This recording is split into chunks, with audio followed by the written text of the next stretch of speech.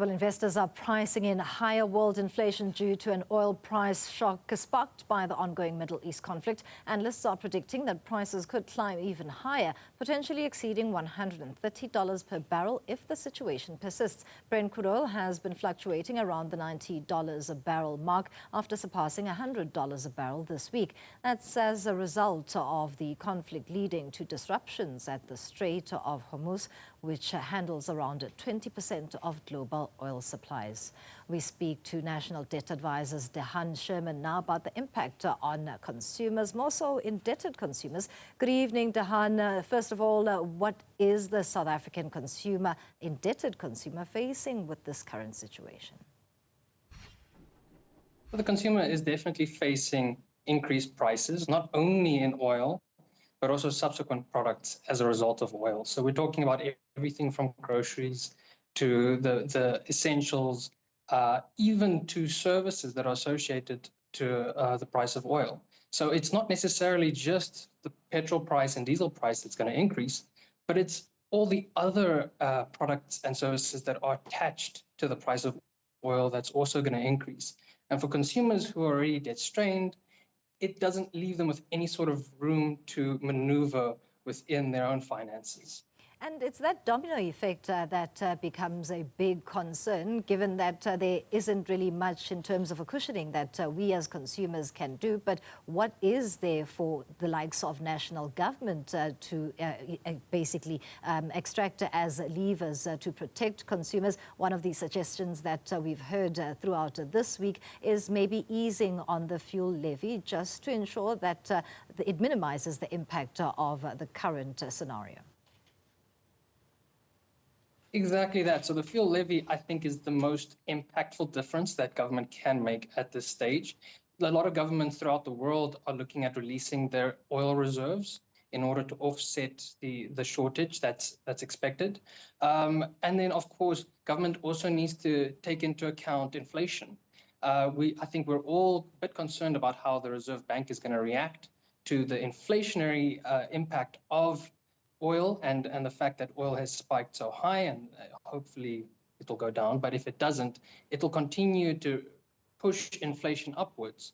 That means that the Reserve Bank will have to consider at some point increasing the interest rates again.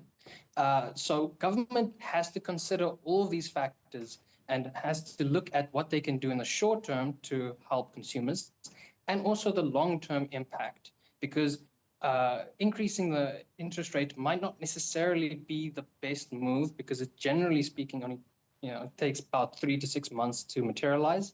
So if you do it for something that might last, let's say, a month, which I'm very hopeful, then it might be the wrong move. So government has to play this by ear. They'll have to look at the fuel levy as well as any other mechanisms like releasing their oil reserves to just alleviate that short-term impact on the consumer, while looking at the current situation, seeing whether or not it's going to last longer than a month. Because if it does, then there has to be more long-term solutions in place. The dangers of a prolonged conflict and the impact thereof, is an ordinary South African, indebted South African consumer likely to survive such? Unfortunately, to be completely honest with you, we as South Africans have to be resilient, and we're a very resilient country.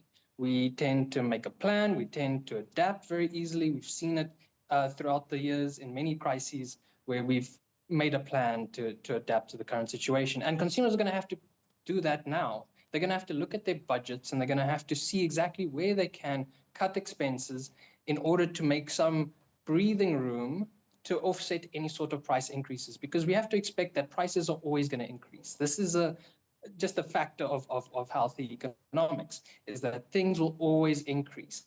The rate at which they increase are dependent on other factors, like, for example, we're seeing the rise in oil. Those shocks in the increase in prices, this is things that we can't necessarily always predict, but it's definitely something that we can plan around. And it's definitely something that we can adapt to, at least in the short term. The long term is going to be a lot more difficult, because as prices increase, it becomes more and more difficult for you to find the disposable income in order to spend money on, let's say, the essentials. So like I said, government's really going to have to step up. They're going to have to make short-term plans to help absorb the shock, but they're also going to have to put in long-term solutions if it does seem as though this is going to be a protracted issue.